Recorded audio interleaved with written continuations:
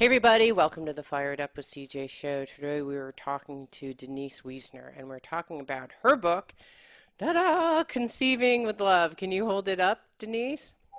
Here it is. Yay. Yeah, yes, and beautiful book, beautiful cover. So we're going to be talking about fertility, intimacy, and Denise's job as both an acupuncturist as well as a sex coach. We're going to be talking about all of those things in today's show. So welcome, Denise. Yeah, thank you. Happy to be here. So you had said when we were talking earlier that it's been a very different 3 months than in your previous job. Tell us a little bit about what's happening right now with people trying to conceive babies during these crazy stressful times. It's funny, in the last 3 months, my practice has come back from just being telemedicine to also being online. And people are actually so happy to get started with fertility. You would think the opposite, but they're just Yeah. gung-ho about getting pregnant, like they were waiting. Some trying on their own and some using reproductive medicine, but just really anxious about trying to get on with it. So Wow, it's interesting. busy. And what's your thought about um, why that's happening, or a little bit more about what may be happening that's driving that? I think that people were on pause with Mm, COVID in so many ways, mm, right? mm, Because sometimes jobs were stopped or you couldn't go out, and people don't want to be on pause with their future, right? mm. We have this biological desire and need. It's in our DNA to reproduce, Hmm. right? So, to be halted is really difficult. Like most of my patients that are fertility patients aren't really talking to me about COVID. They're actually like, their fear is much more around, will they be able to have a baby? Is time ticking? Are they too old? So it's been an interesting few months. Mm. And what's the typical age of some of your clients? What's the age range of people who are trying to conceive? It's anywhere from the 30s to the late 40s. I mean, I have a Okay. woman right now who's, I think, 46, who's trying to have her first child right now. Wow. Went right into IVF. So, Wow. Wow. Okay. And so IVF and some of the other taking meds and stuff, those are kind of, I don't remember what they're called. It's been so long for me. it's okay. So what are the typical things that people have tried before they come see you, and what's the difference between those methods and your methods? So some people will come when they've tried like IVF in vitro, or they're doing inseminations, or they're in the middle of an insemination and they want some support. And Mhm. some women actually come way before that when they just want to try naturally. So Mm, I have the gamut of patients, right? right. So yeah, just Yeah. everything and in between. Okay.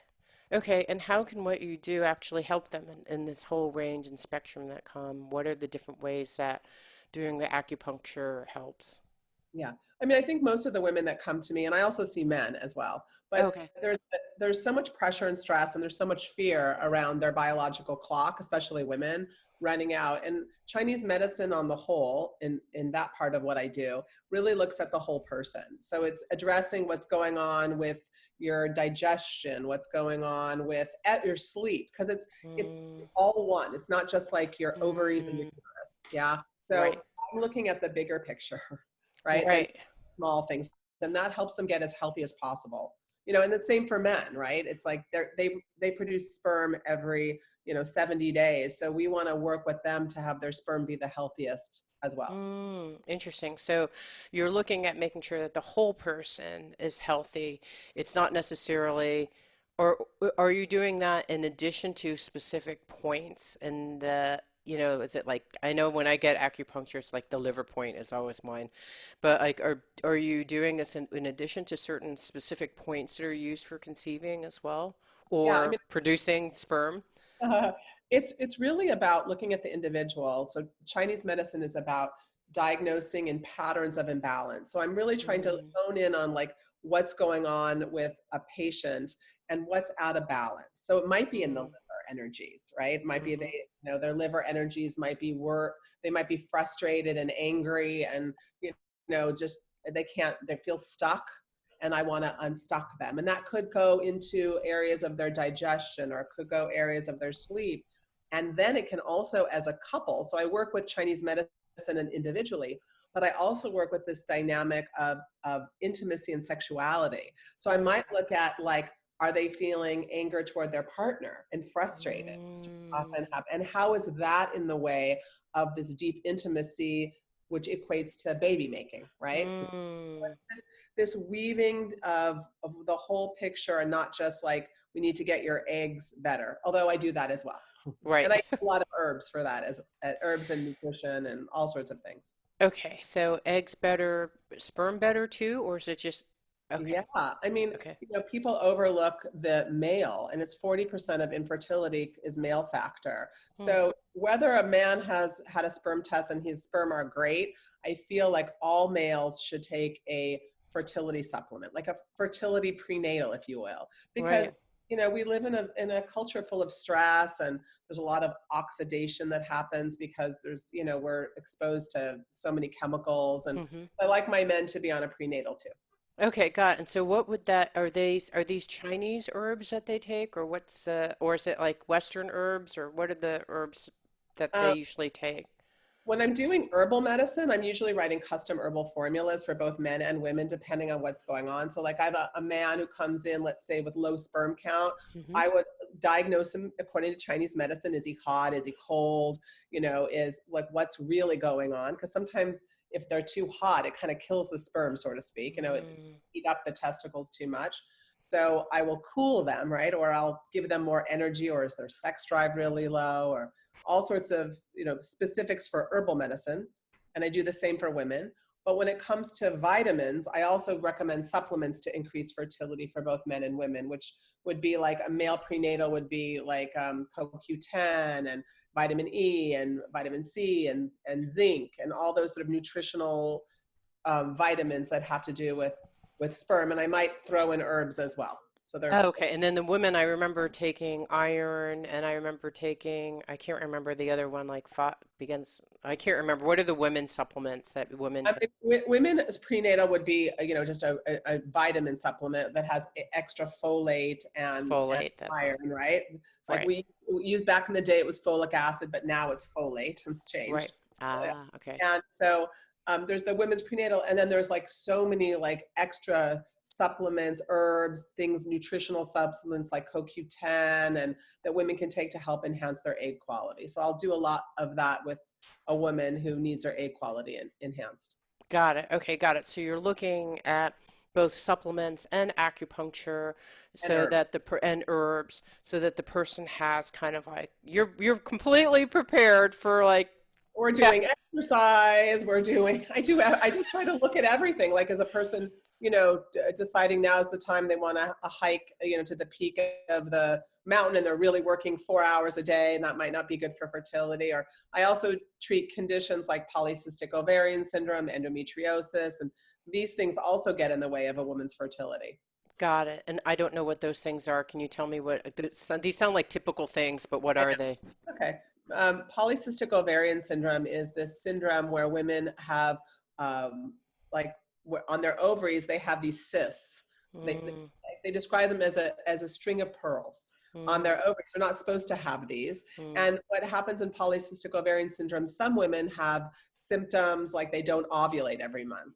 Or, Uh, or they have symptoms of like maybe they're overweight, or not all women, or they have excessive hair growth, or mm, they can have acne, or some women even have their hair sort of falling out, and mm, because they have elevated male hormones, and the whole mm, syndrome of like where maybe they have blood sugar imbalance, insulin sensitivity, and they have this syndrome, and women get diagnosed with it by blood tests and ultrasounds looking at their ovaries. That mm, sort of PCOS. And mm. women who don't even like, not they're not overweight and they're thin. I've come across a lot of women who have polycystic ovarian syndrome. Okay, got it. That's one. And you said this other thing that's fairly common. Endometriosis, which is sort Okay. of this a lot of women when they're young, and I'm seeing this more in my 20-year-olds, where they're just put on birth control pill because they have painful periods, Mm, and then they have other symptoms. And like I've seen a lot of college age girls with symptoms like bladder problems, and maybe they have intestinal problems, and no one seems to know what's going on, and painful mm, periods, maybe painful intercourse. and then they get diagnosed with some of the, so it's endometrial tissue, which is the tissue in the uterus, Mm-hmm. right? That's supposed to be inside the uterus, that it kind of like, it gets out somehow, and it goes into different places in the body. Like it can Mm. attach the diaphragm or in the abdominal cavity. Wow. And the body uh, has an immune response to these tissues that shouldn't be in the abdominal cavity, and lays down sort of tissue to try to get rid of it. And then you have sort of scar tissue in your abdomen, and it's a whole syndrome, and women who have it suffer a great deal. So Yeah. I help to treat that as well. Interesting. Wow. Okay, got it. So these are all these kind of most common reasons that people would come to you to get full support. And you'd said like in liver support, are there, which is like if someone who is kind of like, I will raise my hand, over controlling, anger issues, like this is my issues. There's other ones like what are some of the other kind of typical things that you see for modern So people that come in? yeah, so in Chinese medicine we have a different language. So Hmm. we call liver energy, as we mentioned. Just you just did it so beautifully. I don't even have to elaborate. You know, Okay. it's frustrating and angry and controlling, and it's like the liver in its positive sense actually is the general who actually is the visionary. So the Oh. positive. So like we can talk about the negative aspect when it's out of balance, but the positive energy of the liver energy is visionary, creative, Hmm. and so even though we say controlling, maybe you make stuff happen in your Yeah, positives. that's Yeah. true. All Yes. right. So we got to look at the positive. We can't always dwell on the negative. Right. The other elements, if we're looking at the 5 element system, are there's also fire energies, which is about kind of like it's love, it's joy, it's high spiritual. Mm, And that's the sort of big how we make a baby, right? It's that loving heart mm, energy of here's my beloved, or if I'm doing it singly, like I want to have a child because of my love. mm-hmm, And then we also have what's called the kidney energy, or the water element, and mm, that's the seat of our sexuality and our fertility, right? Because as we age, this energy starts going down, and women notice this because they're drier in their vagina, they're having night sweats. It's like going on down. And it's for men, it goes on down too. okay. So what we want to do in Chinese medicine is we want to support that water element, so Mm, people can be as fertile as they can for as long as they can, you know. okay. And so water element in when it's not imbalanced is also about fear, which is Mm, a really big one for like right now, I think, in the life, right? It's like, what will happen? What's going on? There's so much uncertainty. And when there's a lot of uncertainty, we drop into the fear space. And especially when mm, we're trying to conceive, like, am I too old? Is time running out? Am I okay? Is everything working, on the microcosm of their bodies? And there's sort of like the macrocosm of what's going on today, which is like, are we going to be okay? What's going right. to happen? I mean, it is a fear based right now. Yeah. Right. Yeah. So that's fire and then water and then is liver considered fire too, or is that different? Liver's in the wood element. Wood. Okay, wood. And then we're missing one other, we're missing We're two missing, others. so one is metal element, and the Okay. metal element is about how we just think about this sort of metal. It's in Ayurvedic they only have 4 elements, but in Chinese Right. medicine we have 5. Right. And metal element is like how we protect ourselves, like Mm, how we armor ourselves. mm, Yes. mm, But it's really about the breath, because the metal element goes to the lungs. So in all mm, traditions and even Chinese medicine, the breath is so key. It's really how we take in and let go. So mm, we do some type of breath practice or meditation. We can really breathe in and calm the nervous system and let go of things we're holding on to. Yeah. And okay. so Yes.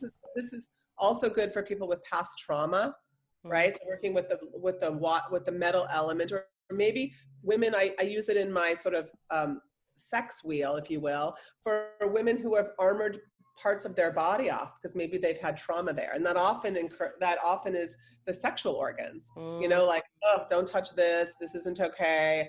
Don't touch my breast. I had trauma there. So it's mm. really on the physical side. It's letting go of that trauma. So that's Okay. that's the metal, all right? And Earth. Earth. Well, Earth is our center. It's like the Earth Mother. And Earth is all about like digestion and how we process, Mm, how we take in nutrition and extract from that and nourish our bodies. But mm, and it's also about like earth energy. They say when it's out of balance is about over worrying and overthinking. So mm, they say a lot this saying of like over worry and overthinking damages spleen and stomach, which is the earth element. mm, So people have a lot of lately I've just been noticing so many women and men with digestive problems. It seems to be the thing where worrying. right? Everyone's like bloated and, they're just not processing food well. And so on so many levels, it could be the emotional side of, I have irritable bowel because I'm just worrying, or it could also be like, I've got some things wrong because I'm eating the wrong foods. Mm, I'm trying to nourish myself with, um, potato chips and right. what, yeah. Right. What's wrong? I see. So once you actually figure out which of these five elements is out of balance, you can provide the right programmatic, with the acupuncture needles as well as the herbs and the supplements to kind of balance everything down. And all these things, it sounds like from the way that you're describing, are going to affect conceiving. Right. And So it's this element of balancing. Perfect. yes, love it. Okay, we've been talking to Denise Wiesner about her book, Conceiving with Love, and how you would use acupuncture and her practice as a sex coach to actually help you conceive. And it's a kind of common things that people have problems with during that time. Thank you so much. It means so much to me that you're listening to the show. Would love your support in any way by giving me comments below or to subscribe to the show or share the show with friends. Thank you again for your support. Love and blessings.